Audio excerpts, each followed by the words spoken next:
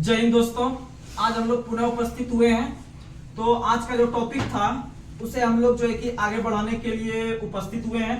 जैसा कि आप सबों का इतना अच्छा कमेंट आता है और इतना लाइक और सब्सक्राइब मिल रहा है, तो समझ सकते हैं कि अब जल्दी 1K जो एक छोटा सा जो स्टेज होता है हम लोग उस पर पहुंचने वाले हैं। जो आप लोग का जो इस तरह का प्यार मिल रहा है, इसी के बदौलत हम लोग इस तरह का आगे न जाने कितना स्टेज पार कर सकते हैं। सिर्फ इसमें आप लोगों का मदद और आप लोग जो है कि आप लोग सच्चा दिल से जो मेहनत कर रहे हैं अपने पढ़ाई की ओर, तो सिर्फ उसे करते रहिएगा। और यही पढ़ाई आपको एक समाज में उस तरह का एक इंसान की भांति लोग नजर से देखेंगे जो कि एक अच्छे इंसान होते हैं। जैसे कि कहने का मतलब यह है कि अगर आप तैयारी अच्छा से नहीं करते हैं और कहीं ना कहीं आपकी तैयारी में कमी रह जाता है, तो शायद आप उस दौड़ में जो कि आपको एक समाज अभी देख रहा है कि शायद आप कुछ कीजिएगा और वो आप उस पर शायद पानी फेर दीजिएगा। अगर जो आप नहीं पढ़ पाइएगा ठीक से, अगर आप अपने आप को नहीं समझ पाइएगा अपने आप में कमी क्या है, तो शायद वो भरपाई नहीं कर पाइएगा कमी को और आप रिजल्ट नहीं ले पाइएगा। इसीलिए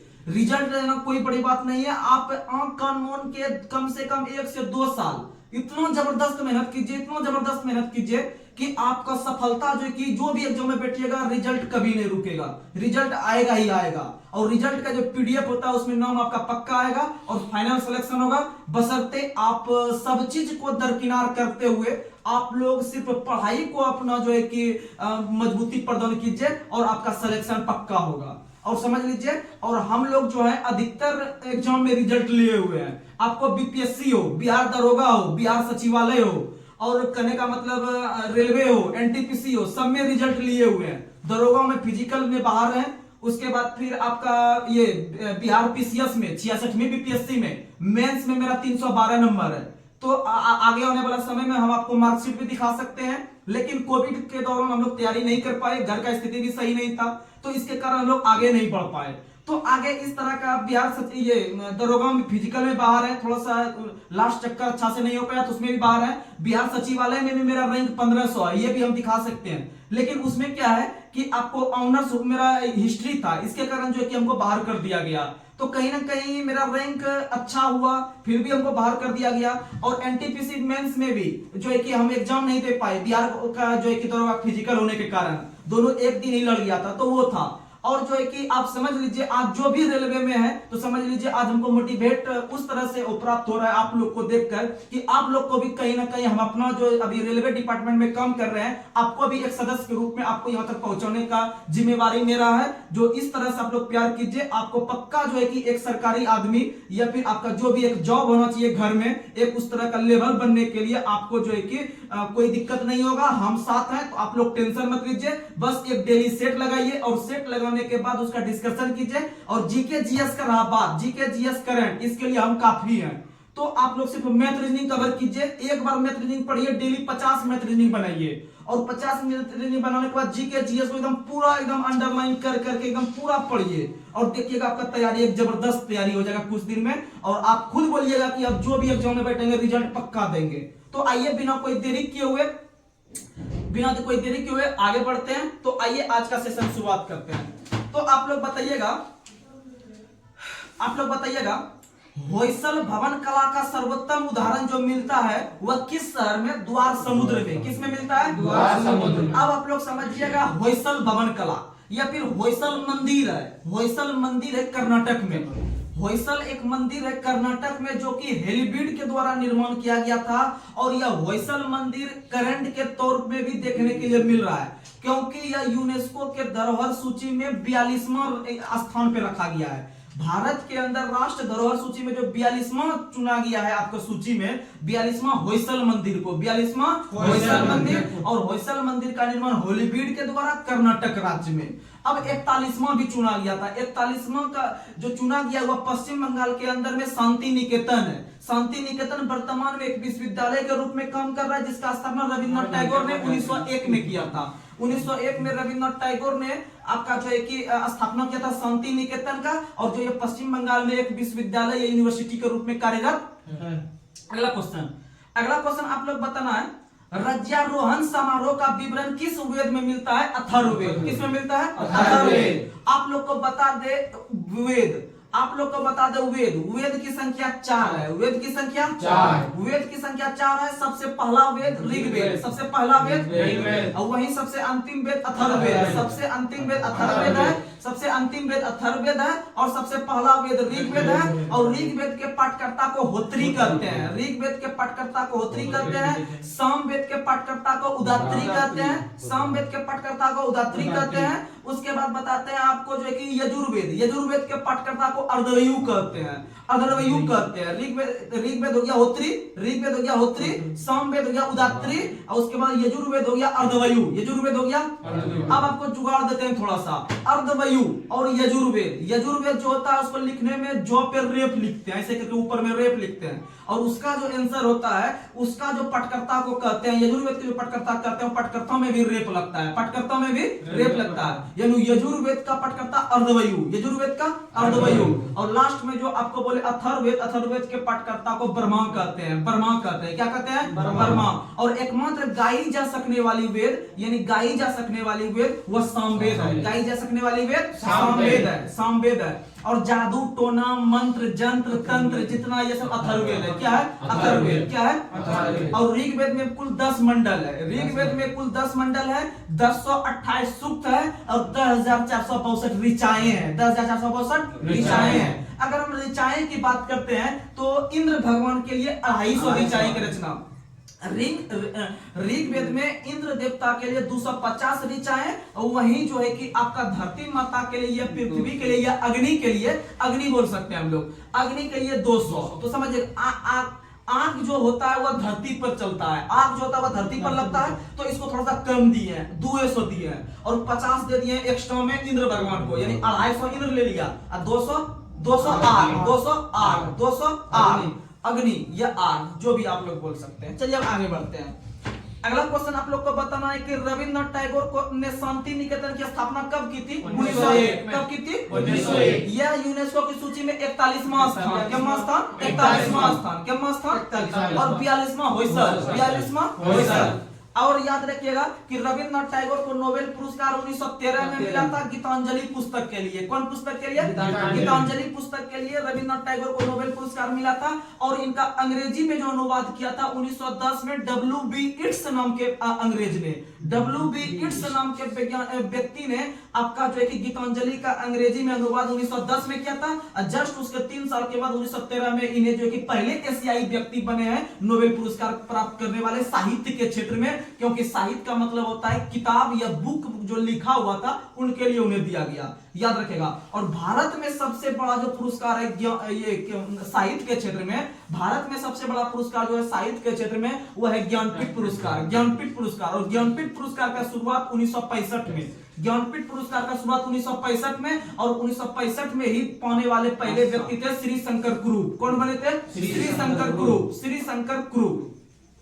अगला क्वेश्चन, और उनका श्री शंकर कुरूप का पुस्तक का नाम था आडा कुजाई, आडा कुजाई। ये सब स्टैटिक क्वेश्चन आता है जो कभी चेंज नहीं होने वाला है, ये सब स्टैटिक है, तो आप लोग भी ध्यान से सुनिएगा। अगला क्वेश्चन आप लोग बताइए, शिंतो किस देश का मूल धर्म है? जापान। शिंतो किस देश का मूल धर्म है? जापान। शिंतो मूल धर्म है जापान का। और जापान की राजधानी टोक्यो है और टोक्यो अराकावा नदी के किनारे, टोक्यो अराकावा। और अगर अराकावा ऑप्शन में है तो सही है, और अगर नहीं अराकावा है तो उसके बदले में सुमिदा नदी आता है, सुमिदा, सुमिदा। यानी टोक्यो अराकावा नदी किनारे है, अगर अराकावा ऑप्शन में है तो सही है, नहीं तो सुमिदा भी उस नदी का नाम दूसरा है, याद रखिएगा। और जापान का जो कि आपका मनुष्य का जीने का या जीवन की जो प्रत्याशा है वो सबसे अधिक है, लगभग 89 वर्ष, लगभग 89 वर्ष वहां का औसत आदमी जीता है। और भारत का जो औसत है लमसम 67 से 68 वर्ष, 67 से 68 वर्ष आदमी इंडिया का जीता है, याद रखिएगा।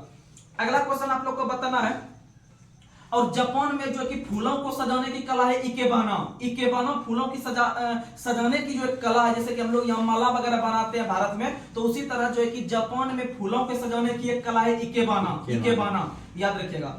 अगला क्वेश्चन आप लोग को बताना है माउंट एवरेस्ट को नेपाल में किस नाम से जाना जाता है? सागरमाथा। माउंट एवरेस्ट को नेपाल में सागरमाथा, क्या जाना जाता है? सागरमाथा। और याद रखिएगा माउंट एवरेस्ट दिवस प्रत्येक वर्ष 29 मई को मनाते हैं और हिमालय दिवस प्रत्येक वर्ष 9 सितंबर को। हिमालय दिवस प्रत्येक वर्ष 9 सितंबर को।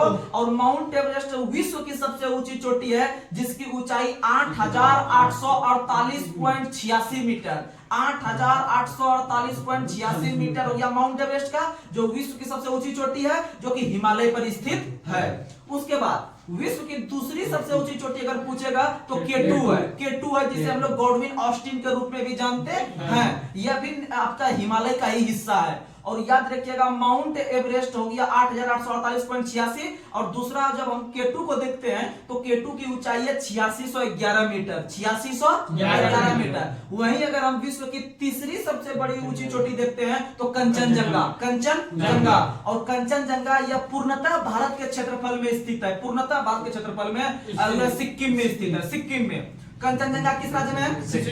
सिक्किम में। और इसकी ऊंचाई है 8586 मीटर, 8586 मीटर, 8586 मीटर, याद रखिएगा।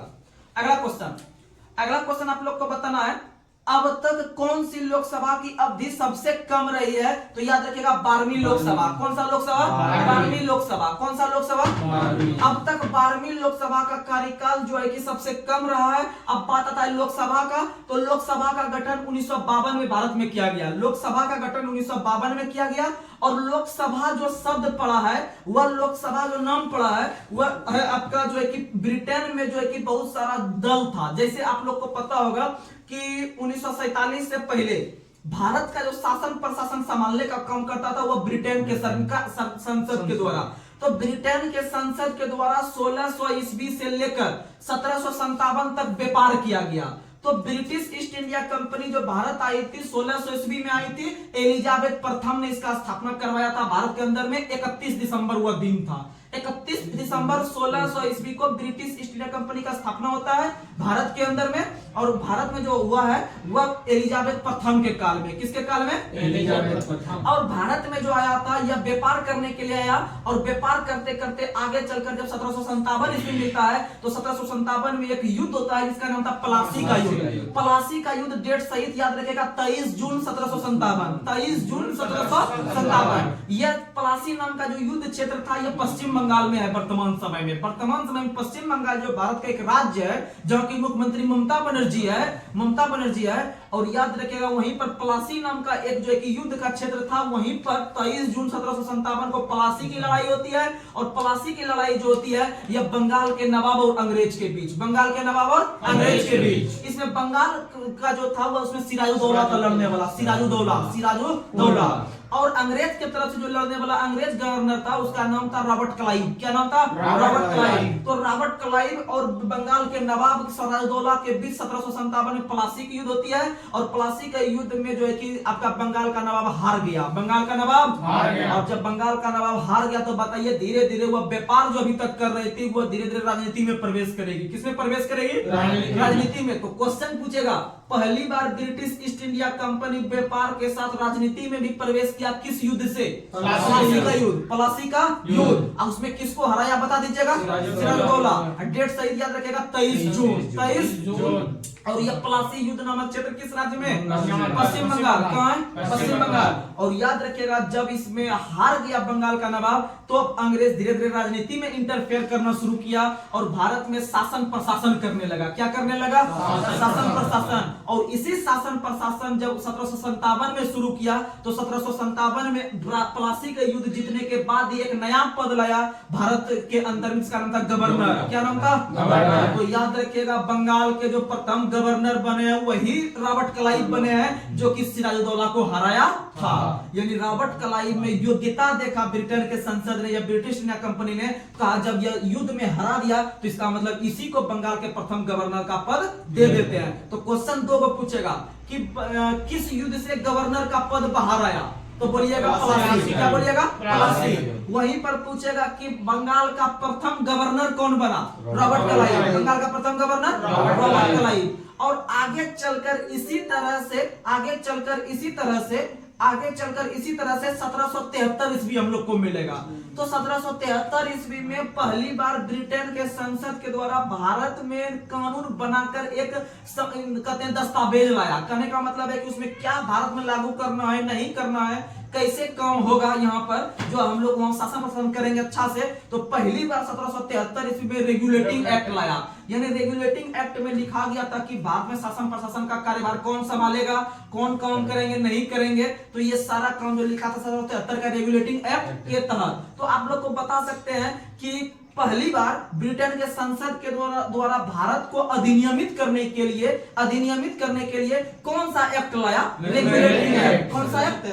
रेगुलेटिंग एक्ट 1773 में 1773। इसी तरह चलते चलते बहुत सारा अधिनियम आया और लास्ट में भारत सरकार में जो अधिनियम आया वह 1947 का भारत स्वतंत्रता अधिनियम, और इसी के तहत भारत ने आजादी प्राप्त की। तो अब आइए आगे बढ़ते हैं। अगला क्वेश्चन आप लोग बताइएगा और याद रखिएगा। लोकसभा का नाम जो देखिए लोकसभा का गठन 1952 में बताया, लोकसभा का गठन 1952 में, और लोकसभा का नाम जो लोकसभा पड़ा 1954 में। और इसका जो पहले नाम हुआ करता था वह हुआ करता था हाउस ऑफ कॉमन्स और हाउस ऑफ पीपुल्स। उसी का नाम जो कांग्रेस ये आपका पड़ा है आपका जो है कि लोकसभा 1954 में। याद रखिएगा लोकसभा का नाम लोकसभा 1954 में, और राज्यसभा का नाम राज्यसभा भी 1954 में। राज्यसभा का नाम राज्यसभा भी 1954 में। राज्यसभा को उच्च सदन कहते हैं और जो है कि लोकसभा को निम्न सदन। और लोकसभा को निम्न सदन के साथ साथ इसे जो है कि पॉपुलर सभा भी कहा जाता है, जो कि सबसे अधिक प्रसिद्धि प्राप्त है, सबसे अधिक प्रसिद्धि। और लोकसभा के बहुमत दल के नेता को प्रधानमंत्री करते हैं। लोकसभा के बहुमत दल के नेता को प्रधानमंत्री करते हैं, वही विधानसभा के बहुमत दल के नेता को मुख्यमंत्री करते हैं। और मुख्यमंत्री का जो वर्णन है, यह वर्णन है आपका मुख्यमंत्री के कार्य का जो वर्णन है अनुच्छेद 167 में। और मुख्यमंत्री जो विधानमंडल का जो सदस्य होता है 164 के तहत, किसके तहत? 164 के तहत। और अनुच्छेद 165 में महाधिवक्ता है, अनुच्छेद 165 में महाधिवक्ता। अगला क्वेश्चन, प्रोटेस्ट आंदोलन का शुरुआत किस व्यक्ति ने किया था? Martin Luther. भारत के अंदर ही नहीं पूरे विश्व में प्रोटेस्ट आंदोलन, जिसे हम लोग रंगभेद विरोधी कहते हैं, क्या कहते हैं? रंगभेद विरोधी या प्रोटेस्ट आंदोलन की शुरुआत मार्टिन लूथर ने किया था। किसने किया था? मार्टिन लूथर ने किया था। और भारत के अंदर में रंग उसी के आधार पर भारत का जो मार्टिन लूथर कहा था राजा राम मोहन राय को, किसे कहता है? राजा राम मोहन राय। अब बात करते हैं राजा राम मोहन राय। तो राजा राम मोहन राय जो थे, इन्होंने 1828 में ब्रह्म समाज का स्थापना किया। राजा राम मोहन राय, जिसे कि हम लोग भारत के अग्रदूत कहते हैं, भारत के अग्रदूत, या फिर इसे भारत में पश्चिमी शिक्षा का जो कि यहाँ पर भारत में लाने का जो काम किया, पश्चिमी शिक्षा को जो भारत में लाने का काम किया, या फिर अग्रदूत के रूप में जो काम किया, वो राजा राम मोहन राय ने किया। किसने किया? राजा राम मोहन राय। और राजा राम मोहन राय ने सन 1828 में राजा राम मोहन राय ने 1828 में ब्रह्म समाज का स्थापना किया। और ब्रह्म समाज का स्थापना जो किया, और ब्रह्म समाज का स्थापना करके इन्होंने कहा ब्रह्म समाज जो आपका स्थित है वह एकस्वरवाद है। क्या है? एकस्वरवाद। क्या है? एकस्वरवाद। और याद रखिएगा 1815 में इन्होंने जो है कि आत्मसभा का स्थापना किया था। किसका किया था? आत्मसभा। 1815 में आत्मसभा और 1825 में वेदांत कॉलेज। तो आप लोग ध्यान से सुनिएगा, 3 ईस्वी इनके बारे में पूछता है, इससे ज्यादा नहीं पूछा गया अभी तक। और सबसे अधिक ब्रह्म समाज के बारे में पूछा गया, स्थापना कब किया है। तो समझिएगा शुरू से 1815 में इन्होंने किया आत्मसभा, 1825 में किया वेदांत कॉलेज, और 1828 में किया ब्रह्म समाज। और ब्रह्म समाज जो स्थापित है वह एकस्वरवाद। क्या है? एकस्वरवाद। अगला क्वेश्चन आप लोग बताइएगा, विंग्स ऑफ फायर किस व्यक्ति की आत्मकथा है? विंग्स ऑफ फायर, जिसे हम लोग कहते हैं अग्नि की उड़ान। विंग्स मतलब, और फायर मतलब आग हो गया, और विंग्स का मतलब होता है उड़ना। विंग्स का मतलब उड़ना, यानी विंग्स ऑफ फायर अर्थात अग्नि की उड़ान जो आत्मकथा है वह है भारत के missile man doctor APJ Abdul Kalam. Doctor APJ Abdul Kalam का निधन 27 जुलाई 2015 को डॉक्टर एपीजे अब्दुल कलाम जो भारत के 11वें नंबर के राष्ट्रपति बने थे, जिसे हम लोग मिसाइल मैन ऑफ इंडिया के नाम से जानते हैं, जिनका निधन मेघालय की राजधानी शिलोंग में स्टूडेंट के बीच में 27 जुलाई 2015 को हुआ था। और इन्हें जो दफनाया गया इन्हें दफनाया गया तमिलनाडु के रामेश्वरम में, और रामेश्वरम में ही इनका समाधि स्थल बनाया गया भारत सरकार के द्वारा। तो क्वेश्चन 2 को याद रखिएगा, इनका निधन हुआ शिलोंग में, हार्ट अटैक मतलब अचानक आ गया था, वहीं पर उनका निधन हो गया 2015 में। वह दिन था 27 जुलाई।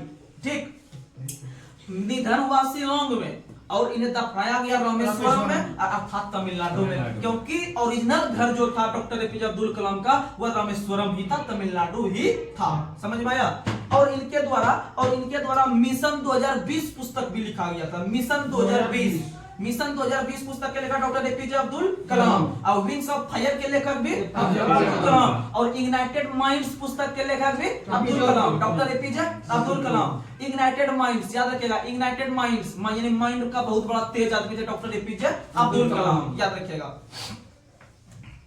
अगला क्वेश्चन आप लोग बताइएगा, और वह बाल जो बड़ा बड़ा रखते थे, क्यों रखते थे? तो याद रखिएगा, हमेशा बाल उनका बड़ा है क्योंकि उनका कान जो है वो कटा हुआ है, उनका कान जो है कि कटा हुआ है। लोग बच्चों में उनको जो है कि ज्यादा वो चिढ़ाते थे, इसके कारण जो है कि वो बाल बड़ा करके रखते थे, तो उनका हमेशा कान जो है कि ढका हुआ रहता था, जो कि दूसरे आदमी को पता नहीं चल पाया। तो ये सब चीज पूछेगा नहीं क्वेश्चन, लेकिन आप थोड़ा सा इंटरेस्ट के रूप में इसे याद कर सकते हैं, क्योंकि वो हमारे रूप में एक बहुत बड़े व्यक्तित्व के रूप में थे। अगला क्वेश्चन आप लोग बताइए, केंद्र खाद्य तकनीकी अनुसंधान संस्थान किस शहर में है? मैसूर।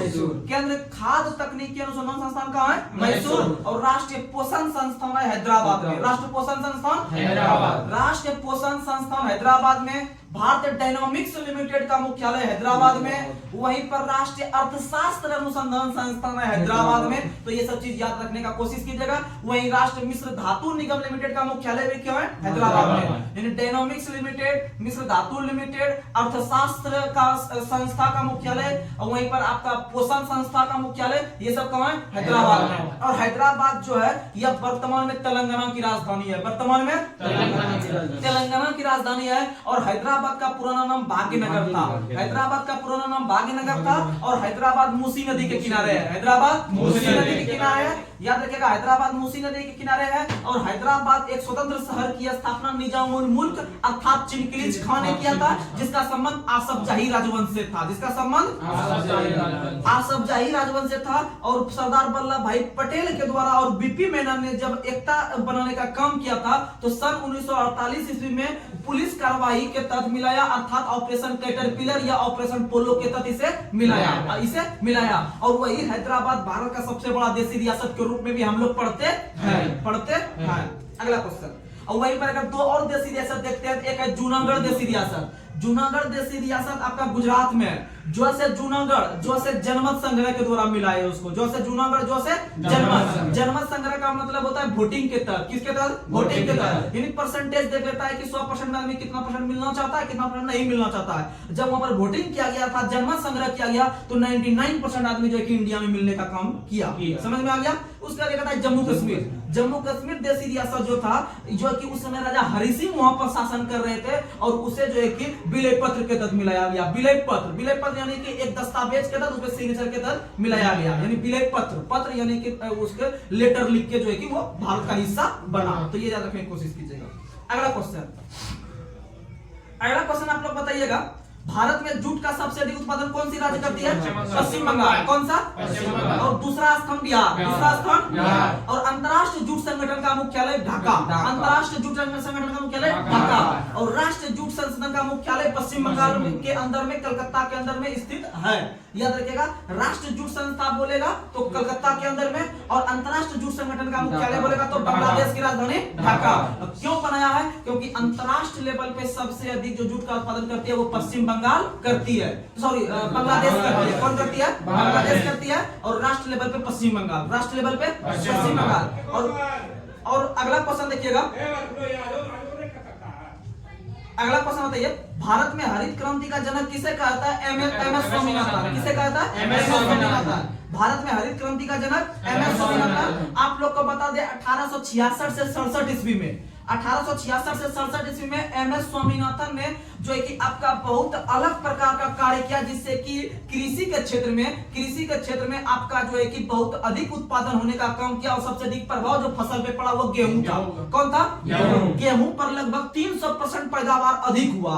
कहने का मतलब पहले 1 केजी होता था, उस पर 300% अधिक होने लगा। तो हम बोल सकते हैं कि अचानक विस्फोट हुआ फसल में, यानी कि उत्पादकता में बढ़ोतरी हुआ। तो हम बोल सकते हैं कि हरित क्रांति का सबसे अधिक प्रभाव जो पड़ा वो किस फसल पर? गेहूं पे। किस फसल पर? गेहूं पे। और सबसे अधिक जो प्रभाव पड़ा वह पड़ा है उत्तर प्रदेश पंजाब एरिया में। उत्तर प्रदेश पंजाब, क्योंकि आप लोग को बता दें कि कम क्षेत्रफल में सबसे अधिक फसल का जो उत्पादन करती है वो पंजाब करती है। सबसे कम क्षेत्रफल में गेहूं का उत्पादन करती है पंजाब, और वहीं सबसे अधिक गेहूं उत्तर प्रदेश। सबसे अधिक गेहूं उत्तर प्रदेश। और याद रखिएगा एमएस स्वामीनाथन का संबंध तमिलनाडु से है, और क्योंकि इनका कुछ दिन पहले हाल ही में निधन हो गया। क्या हो गया? निधन, जिसे हम लोग भारत में हरित क्रांति के जनक के रूप में जानते हैं। एक है श्वेत क्रांति, एक है श्वेत क्रांति। श्वेत क्रांति जो है वो दूध से संबंधित है। किससे संबंधित है?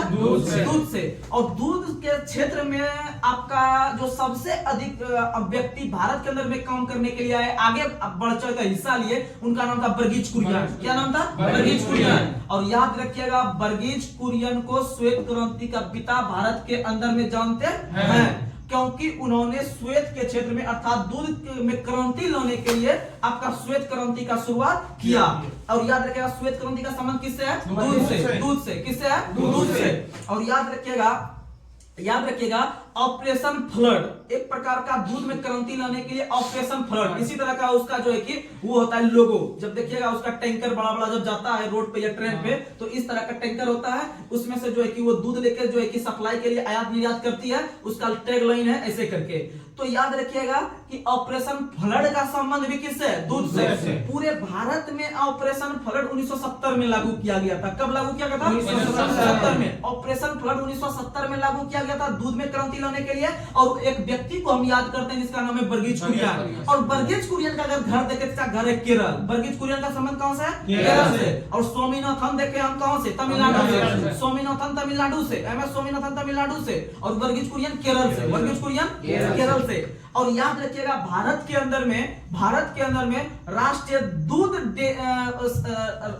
दूध विकास बोर्ड का जो मुख्यालय है, राष्ट्रीय दुग्ध विकास बोर्ड का जो मुख्यालय है, विकास बोर्ड का मुख्यालय आनंद में। कहां में? आनंद में। राष्ट्रीय डेयरी विकास बोर्ड का मुख्यालय है कहां? आनंद में। आनंद गुजरात में। आनंद गुजरात में। वहीं राष्ट्रीय डेयरी अनुसंधान संस्थान देखेंगे तो करनाल में। राष्ट्रीय डेयरी अनुसंधान संस्थान देखेंगे तो करनाल। राष्ट्रीय डेयरी अनुसंधान संस्थान करनाल हरियाणा, जहां की आपका संबंध रखती थी वही जो कि आपका 1 फरवरी 2003 को जो है कि आपका निधन हो गई थी हवाई विस्फोट में, जिसका नाम क्या था? कल्पना चावला। कल्पना चावला का संबंध भी कहां से? करनाल से। और करनाल कहां है? हरियाणा में। वहां पर राष्ट्रीय डेयरी अनुसंधान संस्थान का मुख्यालय। अनुसंधान संस्थान पूछेगा करनाल, और राष्ट्रीय डेयरी विकास बोर्ड पूछेगा आनंद गुजरात में। तो ये सब चीज याद रखने का कोशिश कीजिएगा। और प्रत्येक वर्ष राष्ट्रीय दूध दिवस मनाते हैं 26 नवंबर को।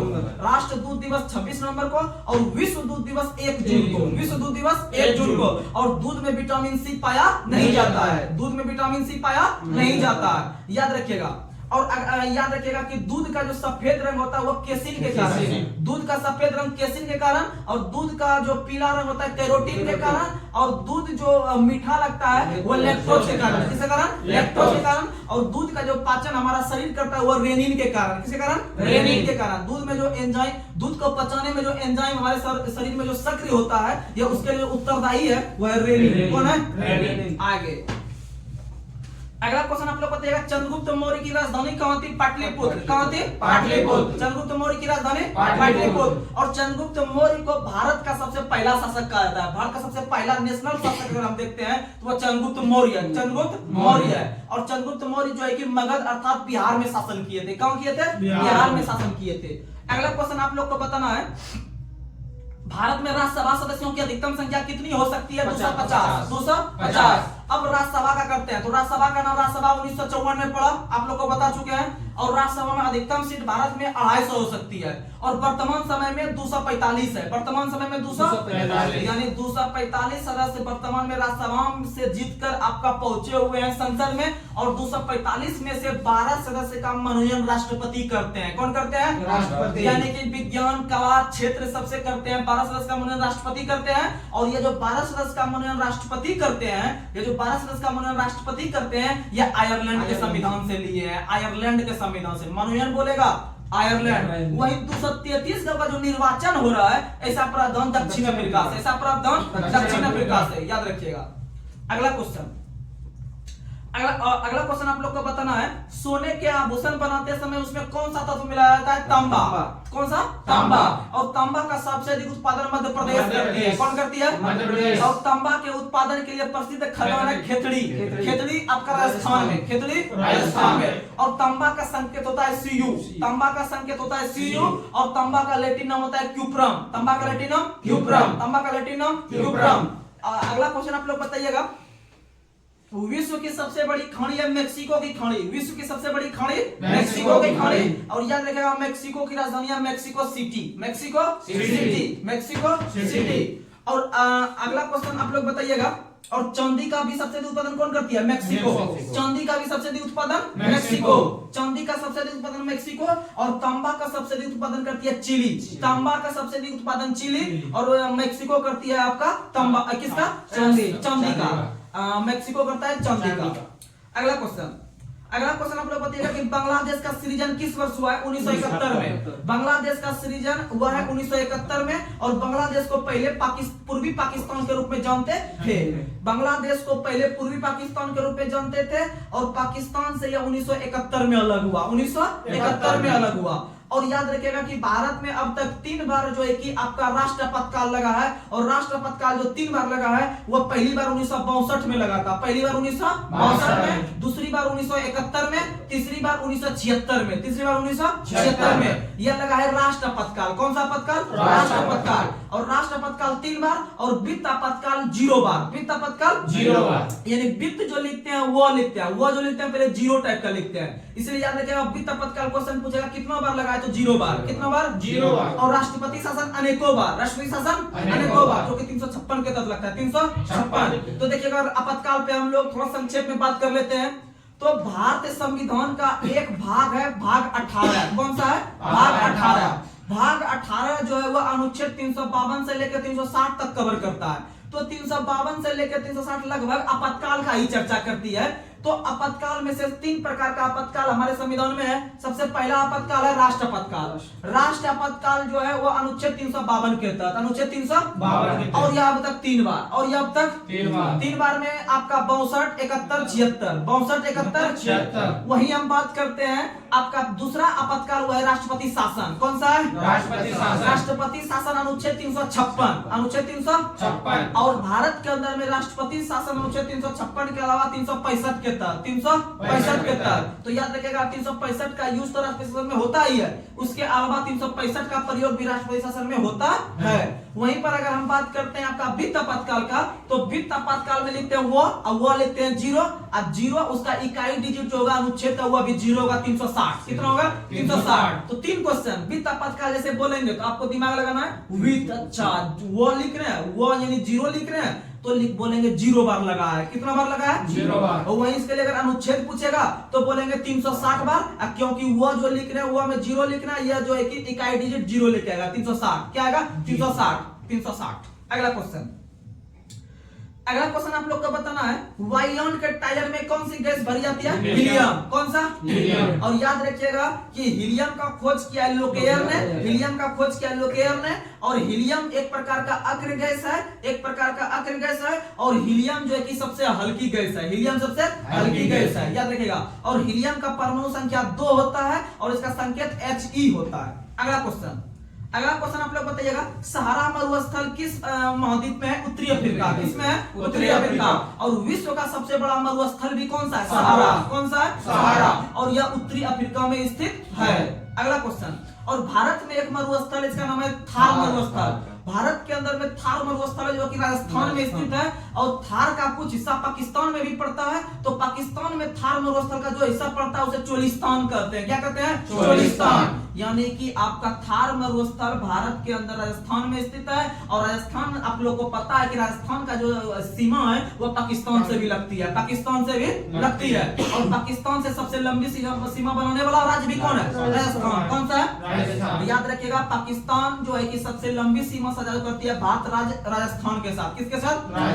राजस्थान के साथ।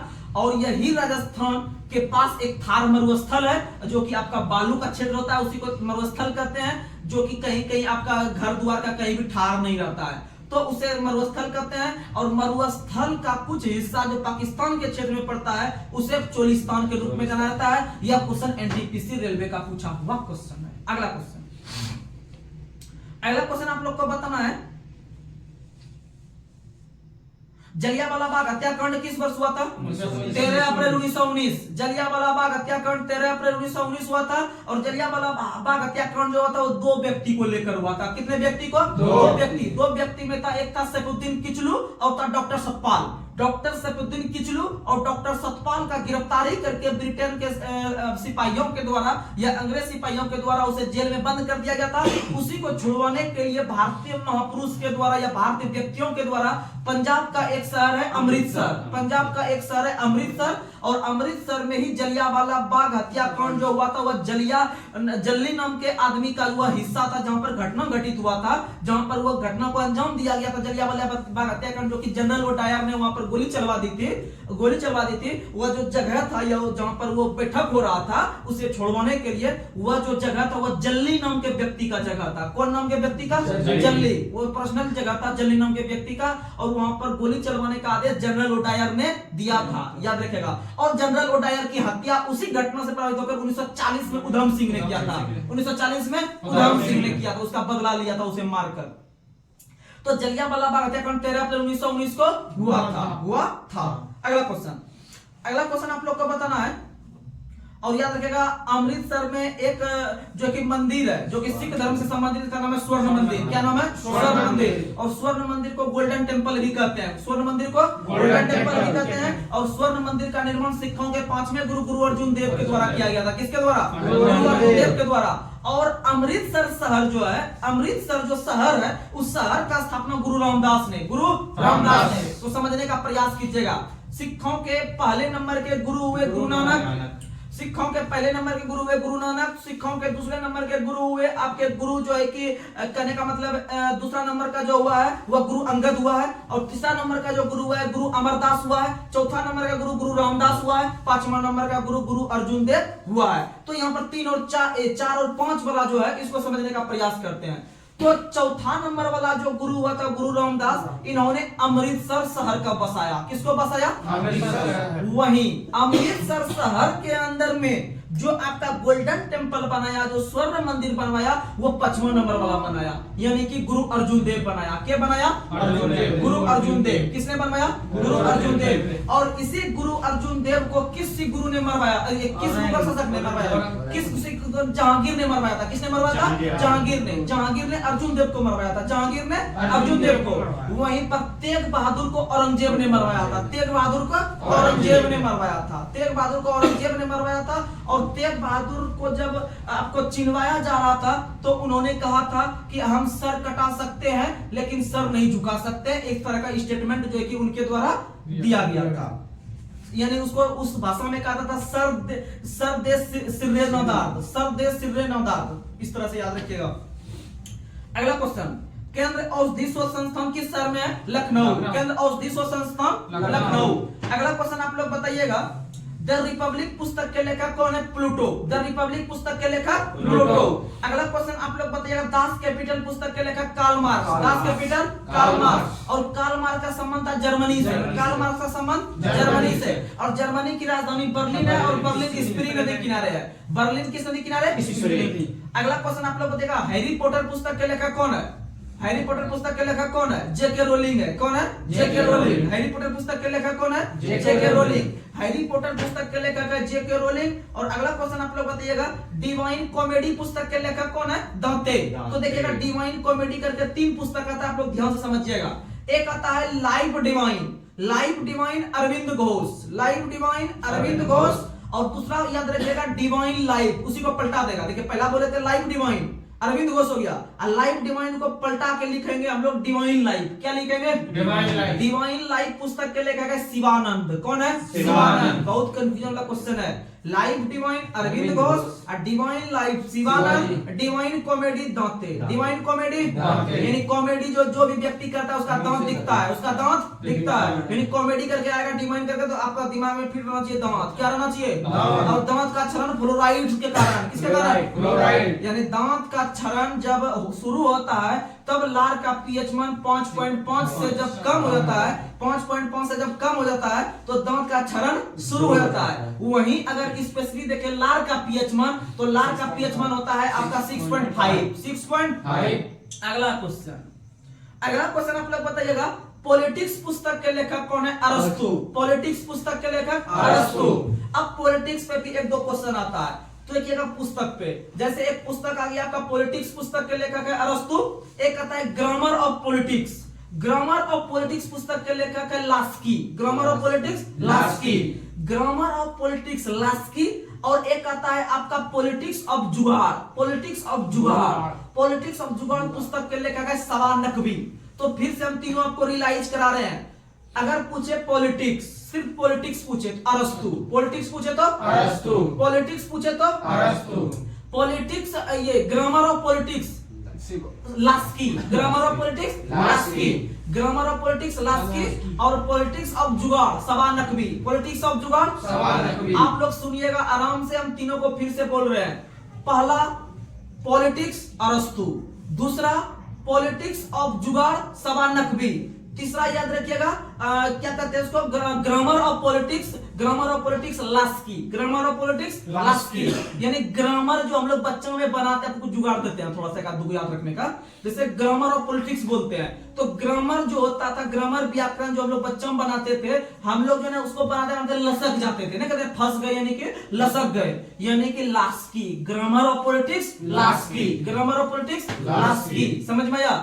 उसके बाद दो को आपको लोग धीरे धीरे याद रखने का कोशिश कीजिएगा। अगला क्वेश्चन, अगला क्वेश्चन आप लोग बताइएगा, माउंट एवरेस्ट पर चढ़ने वाली विश्व की पहली महिला जुंको तेबई।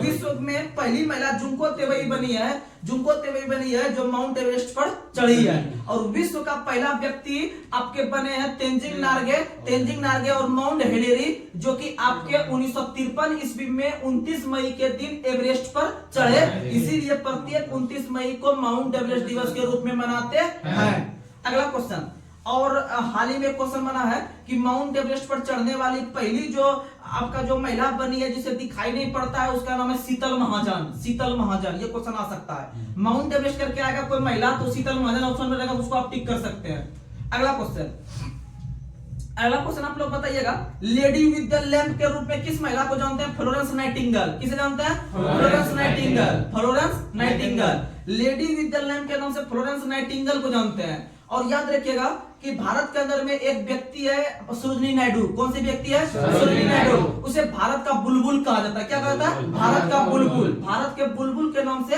सरोजिनी नायडू को जानते हैं। और निर्मल हृदय के नाम से मदर टेरेसा को, निर्मल हृदय के नाम से मदर टेरेसा, निर्मल हृदय के नाम से मदर टेरेसा। और याद रखिएगा कि मदर टेरेसा को नोबेल पुरस्कार 1979 में और भारत रत्न 1980 में, भारत रत्न 1980 में, यानी पहले उनको दिया गया नोबेल 1979 में, एक साल के बाद भारत रत्न दिया गया 1980 में। और मदर टेरेसा भारत की नहीं थी, मदर टेरेसा अल्बानिया की थी। कहां की थी? अल्बानिया की। मदर टेरेसा अल्बानिया की थी। मदर टेरेसा कहां की थी? अल्बानिया की। कहां की थी? अल्बानिया की। याद रखेगा। और अल्बानिया की राजधानी तिराना है। अल्बानिया की राजधानी तिराना है।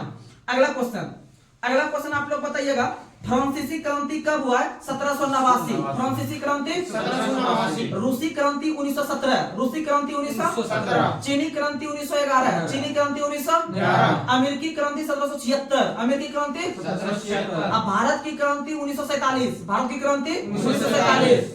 उसके बाद फिर आप लोग याद रखिएगा उसके बाद याद रखिएगा म्यांमार जो भारत से अलग हुआ है वह 1935 अधिनियम के तहत 1937 में अलग हुआ है। 1935 अधिनियम के तहत 1937 में अलग हुआ है। और याद रखिएगा हम बात किए थे फ्रांसीसी क्रांति का, तो फ्रांसीसी क्रांति जो 1789 में हुआ था, फ्रांसीसी क्रांति जो 1789 में हुआ था, उसका सबसे मेन नारा जो था, उसका सबसे मुख्य नारा जो था वह था बंधुत्व एवं भाईचारा, बंधुत्व एवं भाईचारा। और बंधुत्व एवं भाईचारा जो हमारे संविधान के जो प्रस्तावना में लिया गया है, यह बंधुत्व एवं भाईचारा वह फ्रांस के संविधान से, वह फ्रांस के संविधान से, फ्रांस के संविधान में जो हम लोग प्रस्तावना को देखते हैं, तो प्रस्तावना में जो भारत संविधान ने जो ग्रहण किया है वह बंधुत्व एवं भाईचारा वो जो ग्रहण किया है, और समानता जो ग्रहण किया है, यह ग्रहण किया है आपका जो है कि फ्रांस के संविधान से। कहां से? फ्रांस के संविधान। वहीं पर अगर हम रूसी क्रांति को देखते हैं तो रूसी क्रांति 1917 में हुआ था, और रूसी क्रांति के समय एक बहुत शब्द चर्चा में था न्याय। क्या था? न्याय। यानी वहां के व्यक्ति को न्याय दिया जा रहा था, अर्थात क्रांति हो रहा था। तो वहां पर रूसी क्रांति जो न्याय हो रहा था, वहां से भारत संविधान के प्रस्तावना में न्याय जो लिए हैं वह 3 प्रकार का न्याय लिए हैं आपके। कहां से? रूस से। कहां से लिए हैं? रूस से। तो आप लोग पढ़ते होंगे सामाजिक, आर्थिक एवं राजनीतिक। तो सामाजिक, राजनीतिक एवं आर्थिक ये 3 प्रकार का न्याय है। ये न्याय कहां से लिए हैं? रूस से। कहां से लिए हैं? रूस से। आप याद रखिएगा, क्वेश्चन सीधा पूछेगा कि भारत संविधान के प्रस्तावना में वर्णित न्याय कहां से लिए हैं, तो बोलिएगा रूस। अब जुगाड़ दे रहे हैं तो याद रखेगा, हम लोग को अगर कोई गलती होता है, कोई व्यक्ति मेरे साथ गलती करता है और हम जाते हैं सुप्रीम कोर्ट के पास, जब सुप्रीम कोर्ट हमको न्याय नहीं देती है तो हम लोग रूस जाते हैं। क्या जाते हैं? रूट जाते हैं। क्या जाते हैं? रूट जाते हैं। रूट जाते हैं, रूस जाते हैं। अर्थात न्याय कहां से लिए हैं? रूस। न्याय कहां से लिए हैं? न्याय में कितना अक्षर? अगर हिंदी में लिखिएगा न्याय 3 अक्षर में लिखाता है। नो यो, तो न्याय में 3 अक्षर हो गया, अर्थात न्याय क्या गो है? 3 गो। न्याय क्या गो है? 3। और ये कहां से लिए हैं? रूस से। कहां से लिए हैं? रूस से। समझ में आया? आगे अगला क्वेश्चन आप लोग बताइएगा। अगला क्वेश्चन, तत्वबोधिनी सभा की स्थापना देवेंद्र टैगोर ने कब किया? 1839। कब किया? 1839। तत्वबोधिनी सभा की स्थापना देवेंद्र टैगोर ने किया है 1839 में। अगला क्वेश्चन आप लोग बताइएगा, आर्य समाज की स्थापना स्वामी दयानंद सरस्वती ने कब किया है? 1875। कब किया? 1875। स्वामी दयानंद सरस्वती ने आर्य समाज की स्थापना जो किया है 1875 में। कब किया है? 1875 में। अगला क्वेश्चन बताना है, और याद रखिएगा आर्य समाज का सबसे मुख्य नारा जो था वो था भारत भारतीयों के लिए। क्या था? भारत भारतीयों के लिए। भारत भारतीयों के लिए यह नारा आर्य समाज का था। और आर्य समाज एक प्रकार का संगठन था जो कि आपको हिंदू धर्म को बढ़ावा दे रहा था। किसे बढ़ावा दे रहा था? हिंदू धर्म को। और यह आर्य समाज का स्थापना जो किया गया था वह किसके द्वारा किया गया था? स्वामी दयानंद सरस्वती। किसके द्वारा? स्वामी दयानंद सरस्वती। और वेदों की ओर लौटो का नारा किसने दिया? स्वामी दयानंद सरस्वती। वेदों की ओर लौटो का नारा भी स्वामी दयानंद सरस्वती ने। याद रखिएगा। अगला क्वेश्चन आप लोग बताइएगा, थियोसॉफिकल सोसाइटी का स्थापना किसने किया है? कर्नट ब्लासवस्की ने। यानी कि कर्नट अलकाट और मैडम ब्लाटोवस्की ने 1875 में थियोसॉफिकल सोसाइटी का स्थापना किया है। इसी तरह से एक संस्था है एशियाटिक सोसाइटी। एशियाटिक सोसाइटी का स्थापना जो किया है वो 1784 ईस्वी में विलियम जोन्स ने। किसने किया है? विलियम जोन्स ने। एशियाटिक सोसाइटी ऑफ बंगाल का स्थापना जो किया है 1784 में विलियम जोन्स ने। किसने किया है? विलियम जोन्स ने। और याद रखिएगा वारन हेस्टिंग के काल में गीता का अंग्रेजी में अनुवाद किया गया। और यह गीता का जो अंग्रेजी में अनुवाद किया गया था वह अंग्रेज था एक विलियम बिल्किंस नाम के अंग्रेज ने वारन हेस्टिंग के काल में गीता का अंग्रेजी में अनुवाद किया। और याद रखिएगा कि भगवत गीता के जो रचयिता है वह कौन है? वेद व्यास। कौन है? वेद व्यास। और महाभारत के भी कौन है? वेद व्यास। महाभारत के भी कौन है? वेद व्यास। रामायण के वाल्मीकि। रामायण यानी राम। अर्थात आप लोग को पता होगा कि हाल ही में अयोध्या में राम भगवान का प्राण प्रतिष्ठा स्थापित किया गया। तो प्राण प्रतिष्ठा जो स्थापित किया गया अयोध्या में ही एक जो है कि हवाई अड्डा था। पहले से हवाई अड्डा जो चल रहा था उसका नाम था अयोध्या हवाई अड्डा। लेकिन अयोध्या हवाई अड्डा का नाम बदलकर महर्षि वाल्मीकि के नाम पर रखा गया। किनके नाम पर? समझ में आ गया? इसीलिए क्वेश्चन पूछ सकता है कि महर्षि वाल्मीकि हवाई अड्डा जो होगा किस शहर में? अयोध्या। क्या बताइएगा? अयोध्या। और अयोध्या का पहले नाम फैजाबाद था। क्या नाम था? फैजाबाद। क्या नाम था? फैजाबाद। अर्थात तो फैजाबाद का नया नाम अयोध्या। फैजाबाद का नया नाम अयोध्या। चलिए अब साइंस लेते हैं। साइंस में आप लोग बताइएगा, नेफोस्कोप एक यंत्र है जो किसे मापने में काम आता है? बादलों की दिशा। बादलों की दिशा एवं गति को मापने के लिए नेफोस्कोप का प्रयोग करते हैं। नेफोस्कोप का प्रयोग करते हैं। और राइनोस्कोप जो होता है, राइनोस्कोप तो वो नाकों का जांच क्या आता है? नाक का जांच, यानी राइनोलॉजी नाकों का अध्ययन। राइनोलॉजी नाकों का अध्ययन। और नाक से संबंधित जो भी डॉक्टर करता है वो राइनोस्कोप से जांच करता है। किससे जांच करता है? राइनोस्कोप। राइनोस्कोप। और आंख, कान, नाक, दांत सबका डॉक्टर जो यूज करता है वो अवतल दर्पण। अवतल दर्पण। और अवतल दर्पण जो है कि विभिन्न प्रकार के प्रकाश को जो है कि एब्जॉर्ब करके यहाँ पर जो है कि अंदर तक प्रकाश जाता है। अगला क्वेश्चन आप लोग बताइएगा, किस व्यक्ति को भारत अंतरिक्ष कार्यक्रम का संस्थापक कहा जाता है? विक्रम साराभाई। विक्रम साराभाई। और विक्रम साराभाई अंतरिक्ष केंद्र तिरुवनंतपुरम में है। विक्रम साराभाई अंतरिक्ष केंद्र कहाँ है? तिरुवनंतपुरम। और इसका स्थापना 1963 में हुआ है। इसका स्थापना 1963 में। एक आता है, ये हो गया आपका विक्रम साराभाई अंतरिक्ष केंद्र। एक आता है आपका जो है कि ये Bhabha atomic research centre. Bhabha atomic research centre Homi Jahangir Bhabha ने बनाया है। क्या बनाया है? होमी जहांगीर भाभा। और याद रखिएगा, भारत में परमाणु ऊर्जा आयोग का स्थापना 1948 में वही होमी जहांगीर भाभा के द्वारा। होमी जहांगीर भाभा के द्वारा। यानी परमाणु ऊर्जा आयोग पूछेगा तो 1948 में, परमाणु ऊर्जा आयोग पूछेगा तो 1948 में किसके द्वारा? तो भाई होमी जहांगीर भाभा। वही पूछेगा परमाणु ऊर्जा विभाग तो 1954। परमाणु ऊर्जा विभाग 1954। परमाणु ऊर्जा विभाग 1954। और भारत ने जो अंतरिक्ष कार्यक्रम का शुरुआत किया है वह 1963 में नाइक एपास नाम का रॉकेट जो थुम्बा केरल से छोड़कर। तो याद रखिएगा, भारत ने अपना जो श्री गणेश किया है आपका अंतरिक्ष में रॉकेट छोड़ने का, वह 1963 से किया है। और 63 में केरल से किया है। और केरल के थुम्बा नामक परिक्षेपण केंद्र से किया है। और एक रॉकेट छोड़ा था जिसका नाम था नाइक एपास। नाइक एपास। और याद रखिएगा, अंतरिक्ष आयोग एवं अंतरिक्ष विभाग का स्थापना सिर्फ पूछेगा 1972 में। अंतरिक्ष आयोग एवं अंतरिक्ष विभाग का स्थापना 1972 में। आगे अगला क्वेश्चन आप लोग को बताइएगा, ग्रहों को कक्षा में बांधने वाला बल को क्या कहा जाता है? गुरुत्व बल। क्या कहा जाता है? गुरुत्व बल। ग्रहों को कक्षा में बांधने वाले बल को कहा जाता है गुरुत्व बल। और याद रखिएगा, सबसे जो मजबूत बल है वह है आपका गुरुत्वाकर्षण बल। कौन सा बल? गुरुत्वाकर्षण बल। और सबसे कमजोर बल है नाभिकीय बल। सबसे कमजोर बल है नाभिकीय बल। सबसे कमजोर बल है नाभिकीय बल। और गुरुत्वाकर्षण जो होता है यह अर्थात उसमें बोल सकते हैं गुरुत्व जनित त्वरण जो होता है, अर्थात छोटी जी जो होता है, छोटी जी का मान होता है 9.8 मीटर पर सेकंड स्क्वायर। 9.8 मीटर पर सेकंड स्क्वायर। और याद रखिएगा, बड़ी जी जो होता है, बड़ी जी जो कि हमेशा देखिएगा, छोटी जी जो हुआ, छोटी जी इसका मान होता है 9.8। तो 9.8 जो होता है इसका मान जो है कि अलग अलग जगह पे अलग अलग हो जाता है, यानी इसका मान घटते बढ़ते रहता है। छोटी जी का मान घटते बढ़ते रहता है। लेकिन जब बड़ी जी को देखते हैं जिसका मान होता है 6.67 × 10⁻11 न्यूटन मीटर स्क्वायर बटे केजी स्क्वायर। अगर फिर से बोलते हैं, एग्जाम में पूछा हुआ क्वेश्चन है, आगे रेलवे का एग्जाम होने वाला है, तो ये साइंस बहुत महत्वपूर्ण रखेगा आप लोग के लिए। तो बड़ी जी का जो मान होता है यह होता है 6.67 गुना 10⁻11 गुना 10⁻11 और नरेंद्र मोदी स्क्वायर बटे केजरीवाल स्क्वायर। नरेंद्र मोदी यानी एनएम, नरेंद्र मोदी यानी एनएम आपके स्क्वायर रख देना, ठीक। और उसके बटे में जो भी उसका टक्कर दे रहा है वो केजरीवाल दे रहा है। केजरीवाल भी अपने आप में स्क्वायर है, केजरीवाल भी अपने आप में स्क्वायर, यानी कि नरेंद्र मोदी स्क्वायर यानी एनएम स्क्वायर बटे केजी स्क्वायर। समझ में आ गया?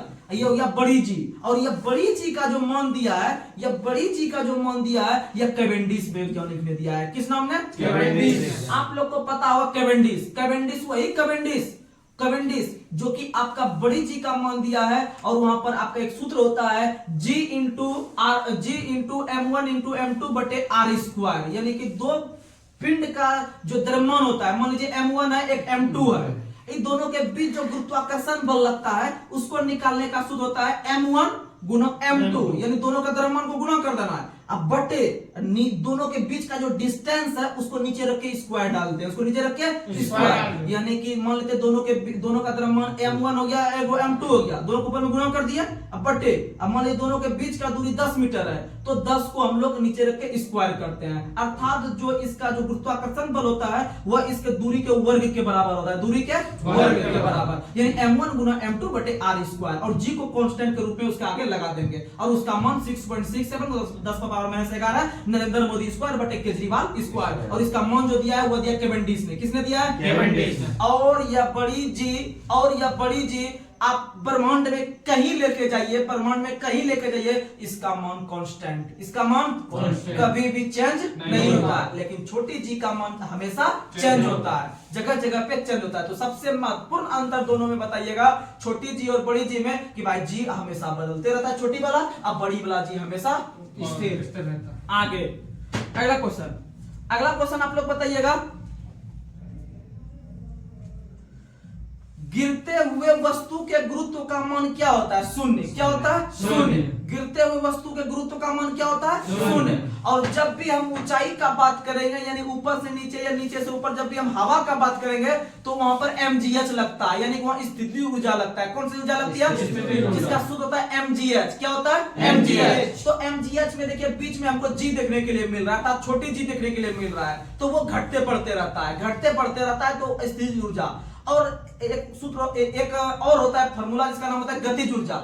गतिज ऊर्जा जो होता है उसका सूत्र होता है हाफ mv स्क्वायर। क्या होता है? Half mv square. यानी किसी वस्तु में गति के कारण जो ऊर्जा आ जाती है उसे गतिज ऊर्जा कहते हैं, और किसी वस्तु में स्थिति के कारण जो ऊर्जा होती है उसे स्थितिज ऊर्जा, उसे क्या कहते हैं? स्थितिज ऊर्जा। और गतिज ऊर्जा और स्थितिज ऊर्जा दोनों का फार्मूला आप लोग के पास रख दिए। और संवेग और गतिज ऊर्जा में जो संबंध होता है वह होता है कि p स्क्वायर बटे 2m, p स्क्वायर बटे 2m, p स्क्वायर बटे 2m।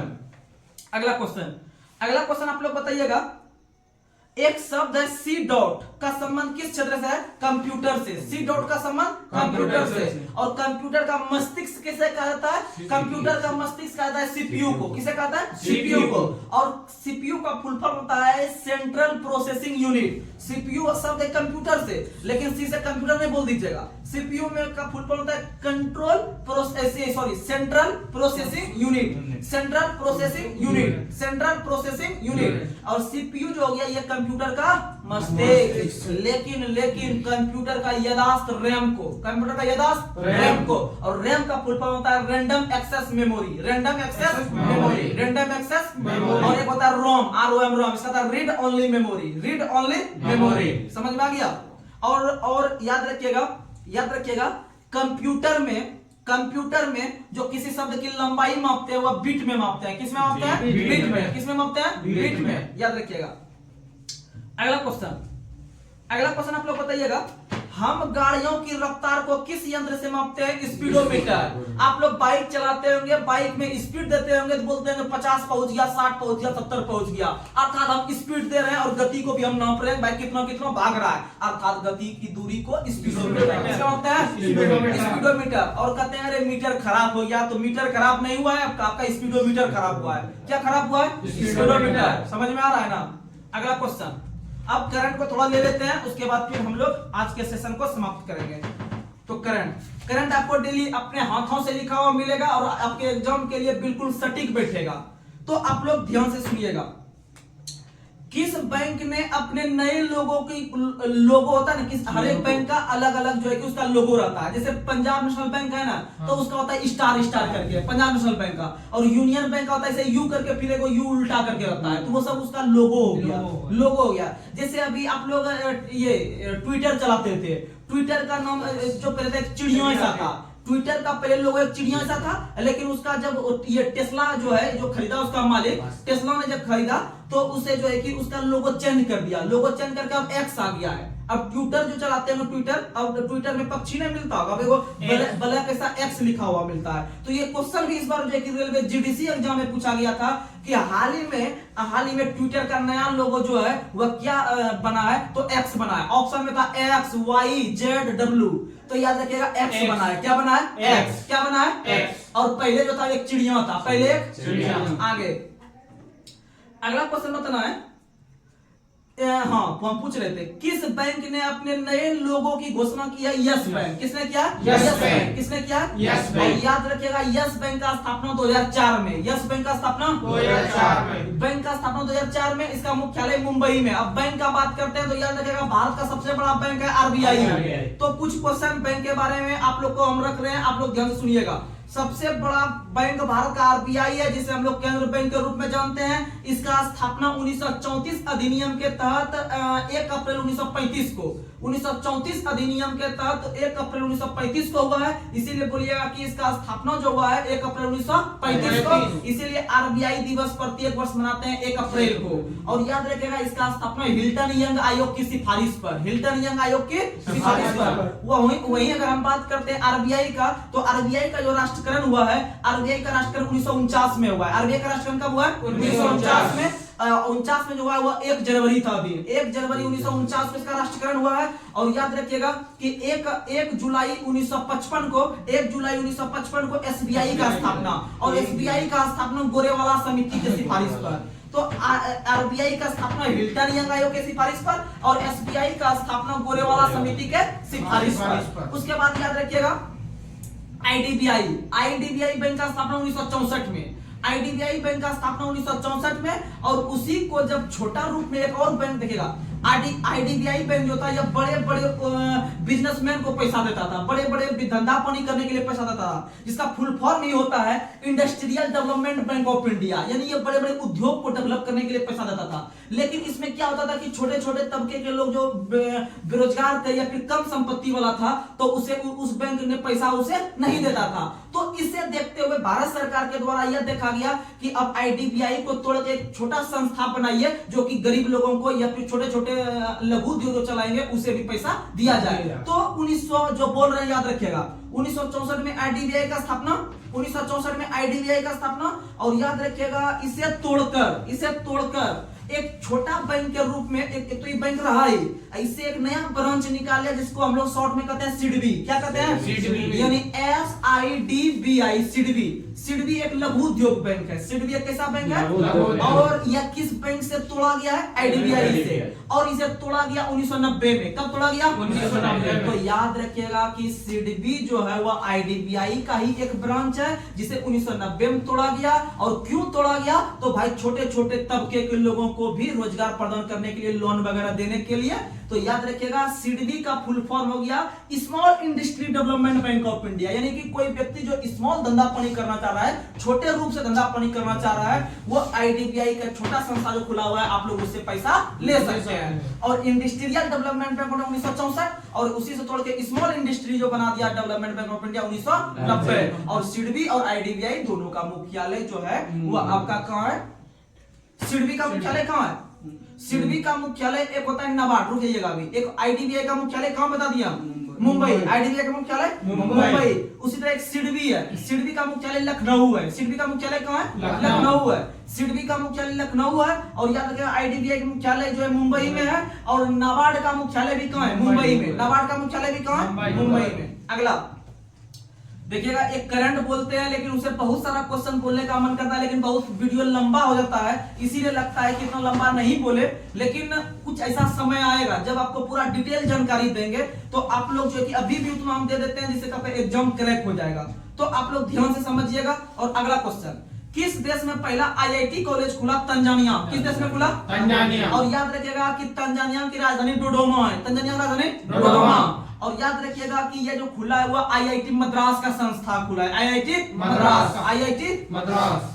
और आईआईटी का फुल फॉर्म होता है Indian institute of technology, Indian institute of technology. और याद रखिएगा आईटीआई होता है, जो कि एएलपी टेक्नीशियन में जो आईटीआई हम लोग करते हैं, जो कि आपका इलेक्ट्रिशियन, फिटर और डीजल ट्रेड होता है। इसमें लगभग 13 ट्रेड होता है। आईटीआई में 13 ट्रेड होता है लमसम। तो 13 ट्रेड में से डीजल होता है, इलेक्ट्रिशियन होता है, आपका फिटर होता है, वेल्डर होता है, ट्रैक्टर होता है, बहुत सारा होता है। तो याद रखिएगा ई वाला जो आईटीआई है, जो कि थोड़ा लो लेवल पे होता है, जिसमें सरकारी जॉब हम लोग को मिलता है, तो उसका फुल फॉर्म होता है industrial training institute. Industrial training institute यानी औद्योगिक प्रशिक्षण केंद्र।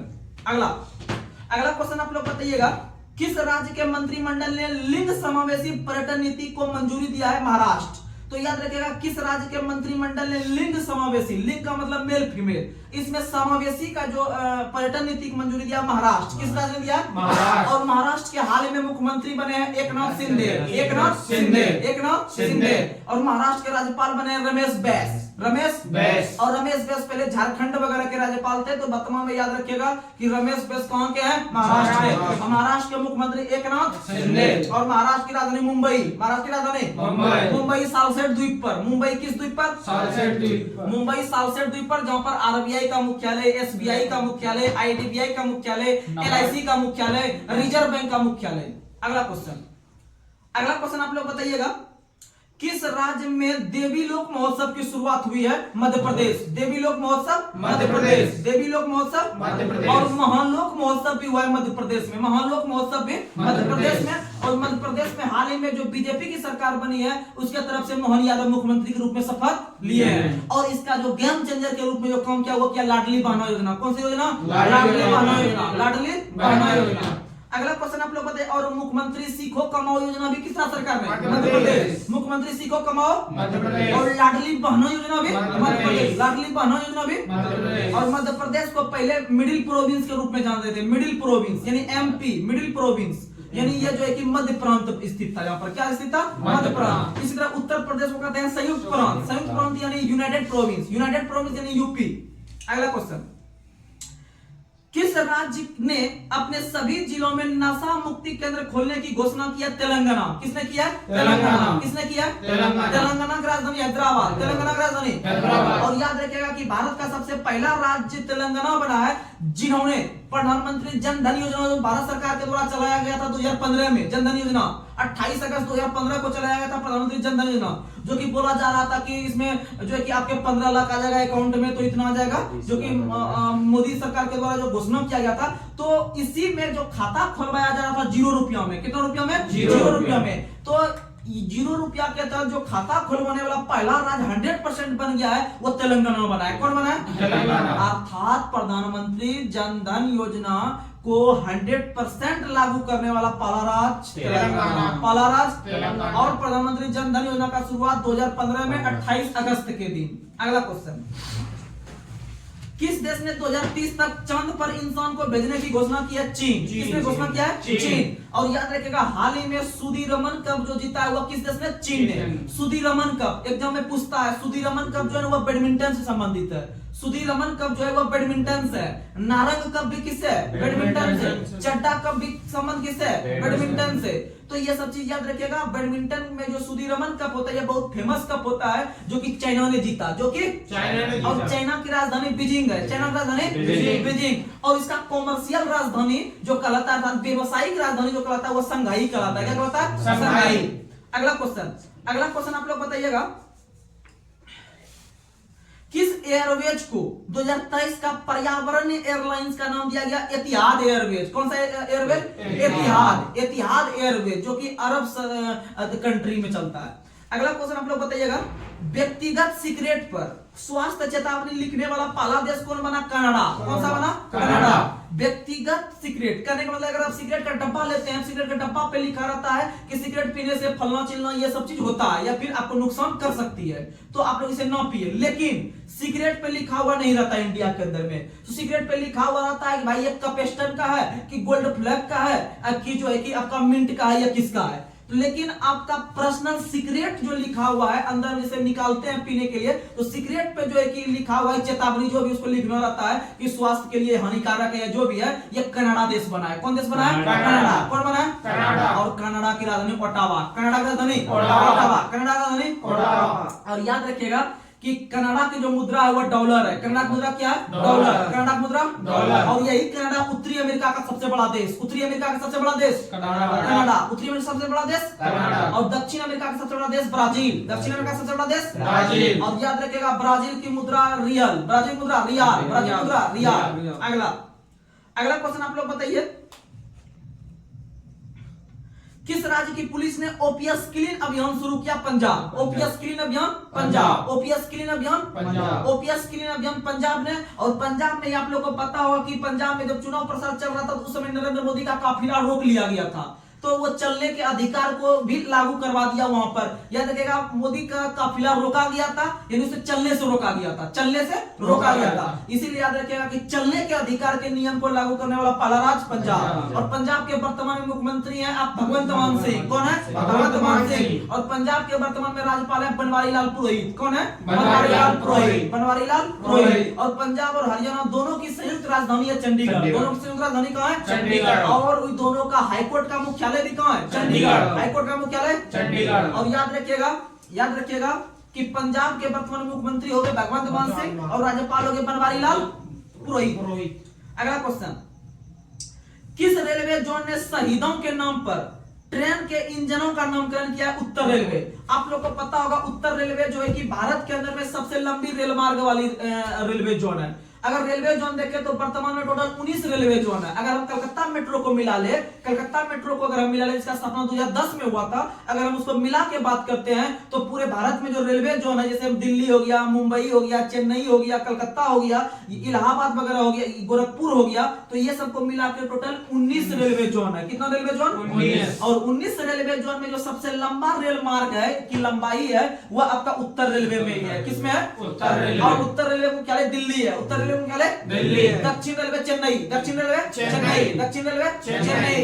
आपका पूर्व रेलवे कलकत्ता। पूर्व रेलवे कलकत्ता। पूर्व रेलवे कलकत्ता। पूर्व रेलवे कलकत्ता। याद रखिएगा। उसके बाद आप लोग को बता दें कि जितना भी रेलवे इंजन नया नया बनेगा उत्तर रेलवे दिल्ली के अंतर्गत, उसमें सब में ये रेलवे का जो इंजन रहेगा उसमें भारतीय महापुरुष का नाम लिखा रहेगा। यानी किसी में भगत सिंह रहेगा, किसी में चंद्रशेखर आजाद रहेगा, किसी में सुभाष चंद्र बोस रहेगा। तो ये सब चीज याद रखिएगा उत्तर रेलवे। और सबसे लंबा जो रेल मार्ग की लंबाई है वो किस रेलवे जोन में? उत्तर रेलवे। इसका मुख्यालय कहाँ है? दिल्ली। तो आइए आज का लास्ट सवाल आप लोग बताइएगा कमेंट में। बहुत सब जो हमारे साथी हैं या जो भी सदस्य हमारे ग्रुप में है, तो आप लोग टेलीग्राम पे जिस तरह से अपने आप को जुड़वा रहे हैं इतना इंटरेस्ट से, तो हम देखते हैं कि डेली मेरा वॉच टाइम कम से कम 150 घंटा बढ़ रहा है। 150 घंटा मेरा यूट्यूब पे चैनल जो है कि वो ग्रोथ कर रहा है और सब्सक्राइब भी बढ़ रहा है। तो हम देख पा रहे हैं कि जब तक कि किसी भी व्यक्ति को इससे इंटरेस्ट नहीं आता है हमारे चैनल से या फिर इस वीडियो को देखने से, और हकीकत बता देते हैं कि जब तक किसी व्यक्ति को इंटरेस्ट नहीं आता तब तक कोई व्यक्ति एक मिनट या 1 सेकंड तक किसी का वीडियो नहीं देखता है, तुरंत स्किप करके आगे बढ़ जाता है। और इसीलिए सोशल मीडिया का जमाना है। आप लोग प्लीज इतना अच्छा चीज जो हम लोग कर रहे हैं, आप लोग इसे 100% एकदम अपने आप में इफर्ट लगा दीजिए। इस वीडियो को जो है कि अपने जीवन में उतारिए और आपको एक दिन सिलेक्शन मिलेगा। और सिलेक्शन मिलेगा, आप लोग बार बार रिवीजन करते हैं। हम लोग एक क्वेश्चन को जो है कि डेली 2 से 3 बार रिवीजन करते रहते हैं, तो आपके माइंड में वो फिट बढ़ जाता है। और जब आपके एग्जाम में दिखेगा या डेली सेट लगाते होंगे, मिलता होगा, तो आप लोग आराम से उस क्वेश्चन को कर देते होंगे। इसीलिए आप लोग जो है कि इसे सब्सक्राइब करवाइए, अधिक से अधिक कीजिए और करवाइए। और आगे आने वाला समय में जो है कि बड़े स्टेज पे जरूर आएंगे। तो बस आज यहीं तक हम लोग रखते हैं। तो आज का लास्ट सवाल आप लोग बता दीजिएगा। तो आप लोग बताइएगा, हाल ही में किस राज्य ने विकासी विशाखम कार्यक्रम 2023 को मनाया? तो क्वेश्चन सुनिएगा, करंट अफेयर्स का है। हाल ही में किस राज्य ने विकासी विशाखम 2023 जो है कि महोत्सव मनाया? तो आप लोग कमेंट में कमेंट कीजिएगा, हम नाम भी लेंगे सबका। हम देख रहे हैं कि कमेंट में बहुत सारा विद्यार्थी जो है कि नाम ये आंसर भी देते हैं। तो हमें वो चीज देखकर बहुत खुशी मिलती है कि आप लोग को इतना इंटरेस्ट है। और हम जानते हैं कि जो बच्चा कमेंट में आके कमेंट करता है और अपने पॉजिटिव वे में कमेंट करता है या टेलीग्राम पे मैसेज करता है कि हमें ऐड कीजिए, तो हम समझ रहे हैं कि वो अपने लक्ष्य की ओर बढ़ रहा है और एक सही रास्ते की ओर आ रहा है। तो आप लोग को हम यही चाहते हैं कि आप लोग एक सिलेक्शन लीजिए अच्छा ऐसा, और सिलेक्शन लेने के बाद जो है कि अपने माँ बाप को वो चीज साबित करके दिखाइए कि जो चीज में आप हमको जिस मैदान में उतारे थे उस मैदान को हम विजिट करके आए हैं। तो बस आज तक हम यहीं तक रखते हैं। शुभ रात्रि।